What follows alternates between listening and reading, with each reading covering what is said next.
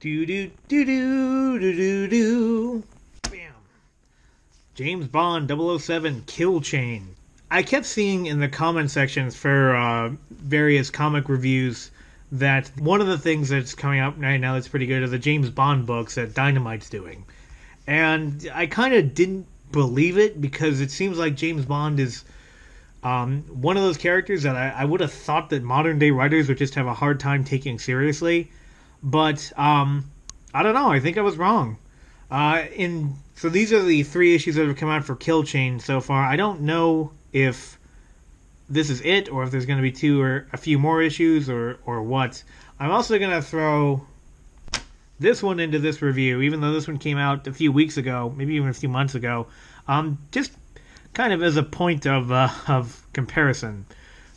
So it says Kill Chain issue 1, but it seems like it's part of an ongoing James Bond series that they're just simply not even bothering to make into a normal comic book numbering system, that they're just simply titling it by what they're going to release the trade paperback as. Because it opens up... Well, first it opens up in Russia.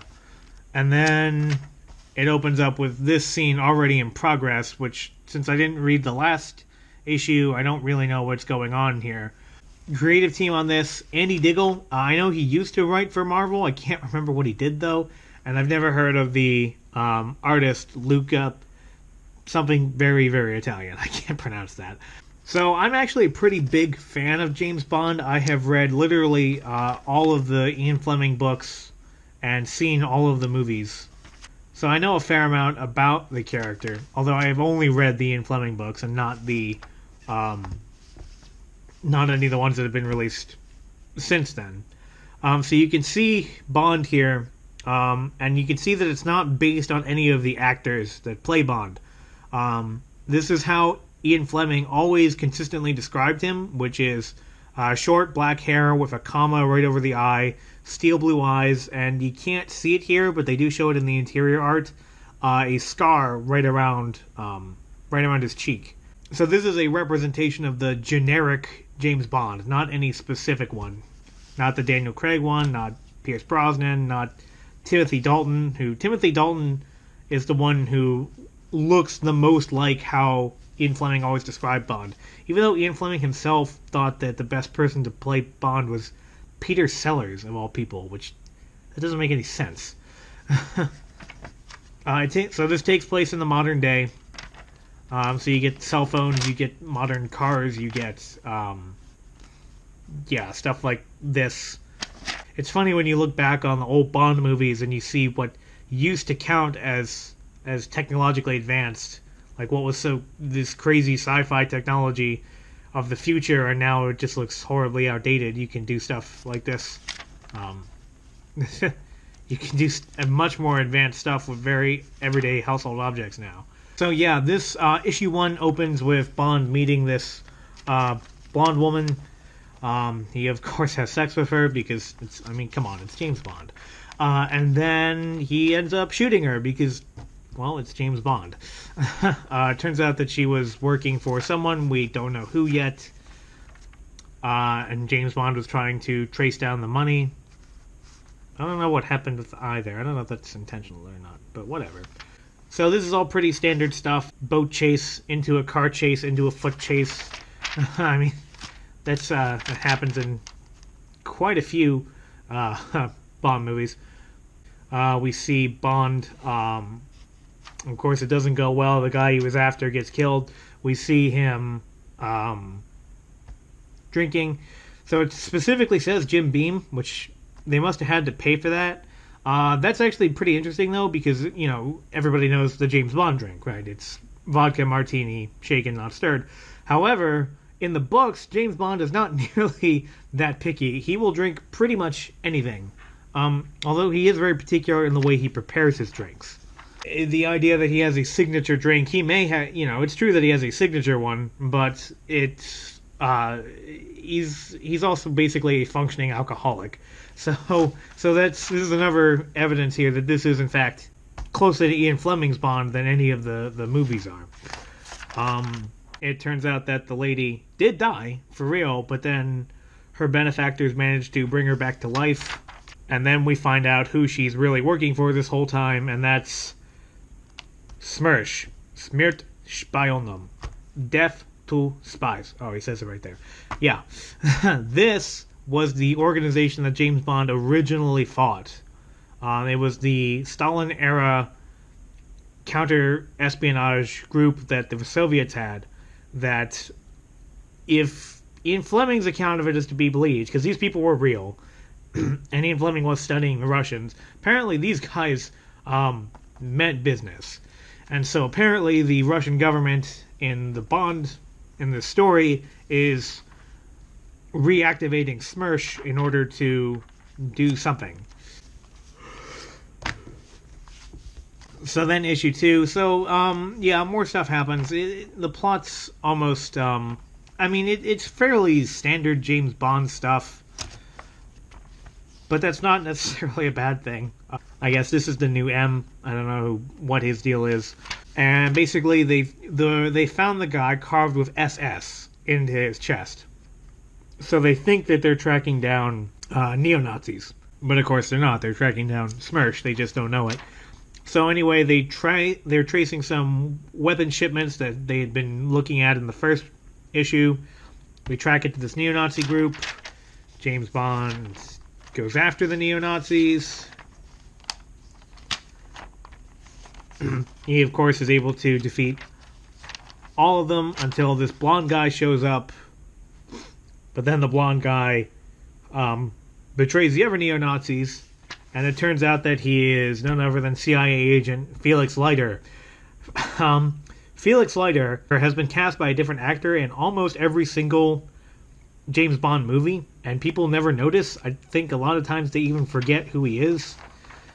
They even forget to show the most important or most visually interesting element of his character, which is that his arm was bitten off by, I can't remember if it was a shark or an alligator, but in the book Live and Let Die, which was only the second James Bond book, he actually lost his arm, and every appearance thereafter he had usually a hook.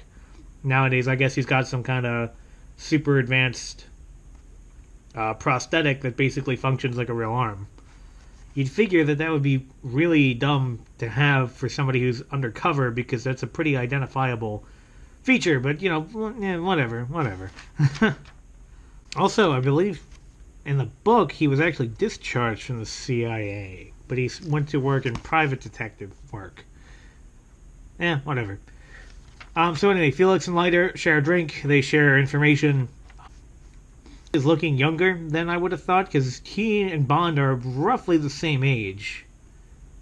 Leiter maybe a bit younger, but Bond is explicitly said in Moonraker to be 37, I believe, which incidentally is the according to Return of Kings MRA red types 37. Assuming a man is attractive and has been working to improve his financial and situation and career prospects, 37 is actually a man's peak sexual marketplace age. I don't really know from personal experience if that's true or not, but it's interesting that Ian Fleming would hone in on that 60 years before this kind of stuff became sort of set in stone. So then, I read this a while ago, so I don't really remember everything that happened, so I don't remember why he's going after the thingy here, but this other lady who speaks French is also going after the thingy, and it'll turn out later that she's actually French intelligence. I will say this, so we've got the French lady, she kind of clowns on him here, and then in the, where is it? Why did they both have to be blue? And this Russian lady apparently, like, straight up overpowers him in combat, which of course leads to sex, but still. This was something I sort of noticed as because I watched all the movies relatively closely to each other, all in order, in chronological order. And this is one thing I noticed, is that the women became, with some exceptions, generally speaking, they became less and less feminine over time. Yeah, it got kind of annoying, frankly, after a while. The ne plus ultra of that may have been GoldenEye, where you had the computer hacker Russian lady who then ends up going on a field mission with him dressed in, like, all tactical gear. And she's the only one that goes with him. It's like, why? She was just a computer nerd.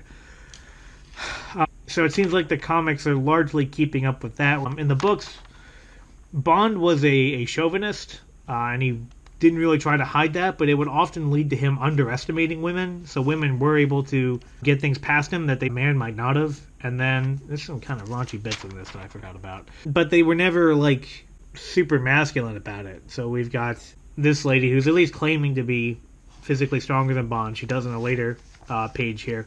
And then we've got this lady. She's a little bit less obnoxious about it, but still. And then, of course, she has to be French intelligence. Yeah, kind of like a badass French intelligence agent. Another thing about intelligence work, and the books kind of get into this, the movies really don't. Most of it is just bureaucratic paperwork. It's not this jumping through windows and smashing through gates with a car with stolen artwork in the back. That's kind of like, that's a movie thing, and the books, I mean, the books have a lot of silly elements to them, don't get me wrong, but they're generally a little bit better about portraying what happens when Bond is not on the job. So this one is very much, in a lot of respects, it takes from the books in the characterization of Bond, but the overall feel of it is fairly similar to the movie. Yeah, so this seems to be this month's issue, 007 Solstice, which not sure what that is, but yeah. So I don't know. Overall, this series is actually pretty good so far. There's not really too many politics in it. There's not too much SJW weirdness to it. Like I said, the portrayal of the female characters is they're kind of masculine, but at the same time, like I said, that's kind of par for the course nowadays. I don't really know what the whole line of the James, because I guess they're trying to do this whole sort of new James Bond basically line of books, because we've got Felix Leiter, and it's like, I'm not sure anybody cares about Felix Leiter. And then we've got this one right here, Moneypenny. And this seems to take place in the same universe, in the same time frame, in the same whatever as these books. Because even though she looks like what's her name from the movie Skyfall, yeah, whatever the actress name is, even though she looks like her, you know, being black and her face looking pretty similar, she's not the same character. And frankly, the character in Skyfall that we saw, I mean, she was fun, but it didn't really make any sense. Like, how can you go from being nearly a 00 agent to being a secretary? It's like, that doesn't make any sense. I knew this comic was going to annoy me. I'm not really sure why I bought it. There were some things I just wasn't expecting. Like, you'll see there's not very many words, period. And that's true throughout the entire thing. And on the one hand, I kind of appreciate them trying to just let the art do the work. Although the art, it's okay, but it's nothing special, in my opinion. But, a lot of times I just flat out don't know what's going on.